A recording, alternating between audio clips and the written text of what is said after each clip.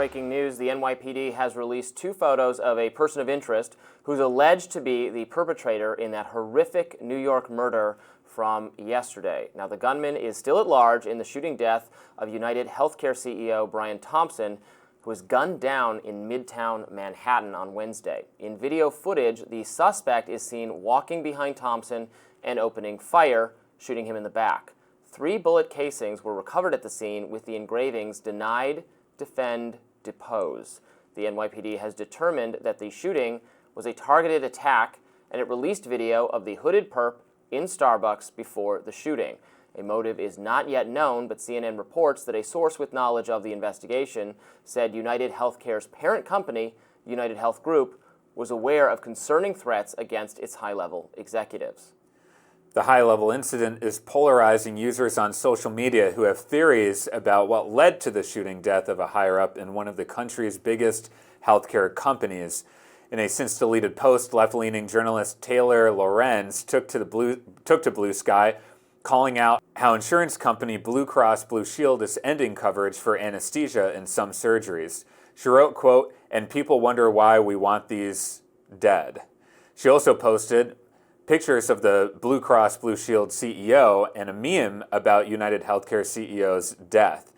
Lorenz shot back at criticism, posting, quote, "People have very justified hatred toward insurance company CEOs because these executives are responsible for an unfathomable amount of death and suffering. As someone against death and suffering, I think it's a good to call out this broken system and the people in power who enable it." Claire Lehman reacted, writing on X, quote, "I had no idea she was this crazy," referring to Taylorlorenz. And another Twitter user wrote, "Has she lost her mind?" Jordan Schachtel, an independent journalist, says, "I got banned from Blue Sky for declaring that there are only 2 genders. Taylorlorenz is inciting acts of terrorism, and it's okay because she is on the right team." Ken Klippenstein, independent journalist on Substack, we've had on the show many times, he has a more nuanced take, saying no murder is bad. The jokes about the United CEO aren't really about him. They're about the rapacious healthcare system he personified and which Americans feel deep pain and humiliation about. So lots to get into here. I want to return to the reaction from the left, which I found just appalling in a moment. But on the details of the case, so now they've released this photo of the suspect, these 2 photos. They don't have a name yet, but the way this works is usually after the NYPD puts out such photos, they are swiftly identified by people who know who the suspect is. So I assume we will have a name pretty soon. I was interested in this. Yesterday there was some reporting that this individual who just is like a math tech nerd who monitors the city bikes in their like geographic locations in the city was describing which one he thinks the suspect escaped on. So there's some interesting tech going on here with how surveillance makes it easier, thankfully, to apprehend criminals in these cases. So I have no doubt the NYPD will be able to figure out who this suspect is and find them.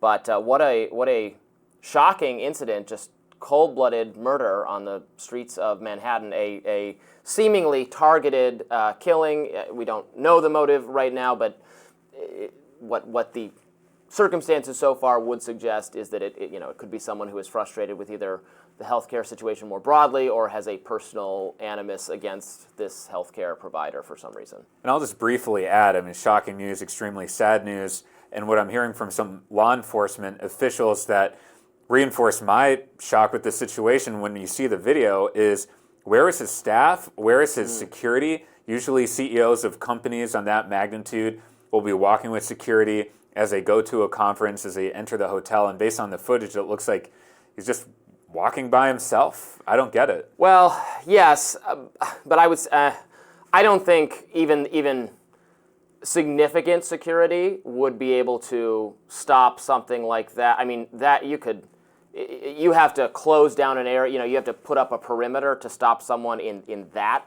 case from being able to shoot, like the way they do with the president or some important political official. We live in Washington, D.C., or I live in Washington, D.C. If they come by, they're going to shut down the street. There's police making a rolling perimeter as the caravan comes through.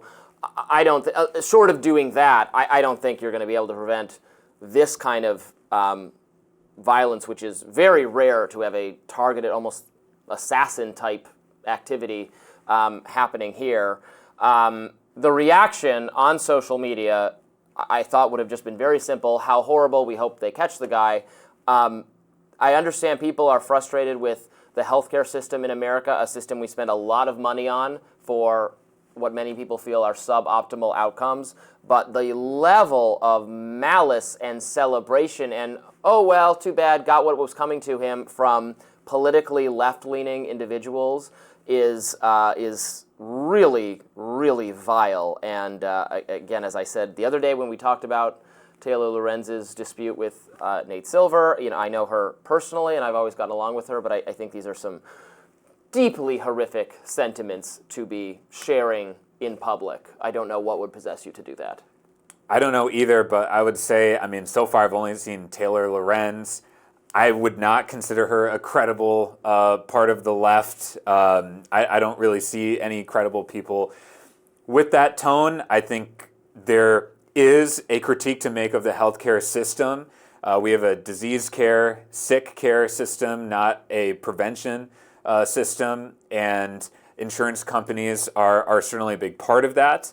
And I'm actually a former customer of UnitedHealthcare. People can have plenty of gripes with UnitedHealthcare, but the way you channel that discontent is by voting, by advocating for meeting with your congressman or woman or your local elected officials to systemically change our healthcare system and also work on some of the root cause issues that we've been talking about with people like Congressman Ro Khanna, the corruption, the legalized bribery. If you look at the lobbying money that UnitedHealthcare and other major insurance companies are funneling to elected officials, those are bribes. Do you think they're giving that amount of money to members of Congress just because they want to make a donation? No, they want things in return. And what I've seen firsthand with members of Congress is that when they go across the street to ask people for those donations, they have lobbyists walking into their office and writing bills and even handing over legislative text. And that's what needs to change. It's not just Taylor, though.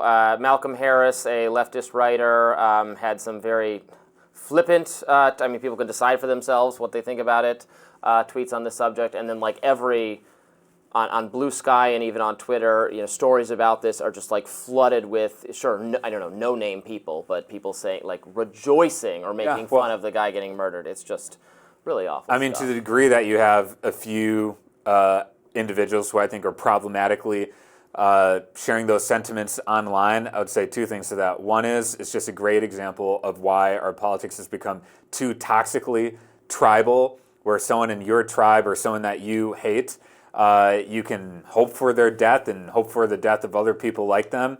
That's what's the problem here. Right now in our country, we have a situation where 2/3 of Americans see people of the other side or a different political stripe is not just different, but fundamentally evil. And when you point out political enemies like that, the toxicity rises, and some people that I strongly denounce sometimes want to call for the death of people. I think it's completely inappropriate. And I think the second dynamic here is, frankly, social media influencers who like going viral. They're incentivized to do it. If it bleeds, it leads, and hate sells. I think that's wrong. And you need to choose how you want to use your online tools. I once had a conversation with Martin Luther King Jr.'s son. I asked him, how would your father be using these social media tools? And he said, my father would be using these tools to spread messages of love and justice and not hate. And I think we can all take that message. More Rising coming up next. Stay tuned, and we'll have updates on this story tomorrow.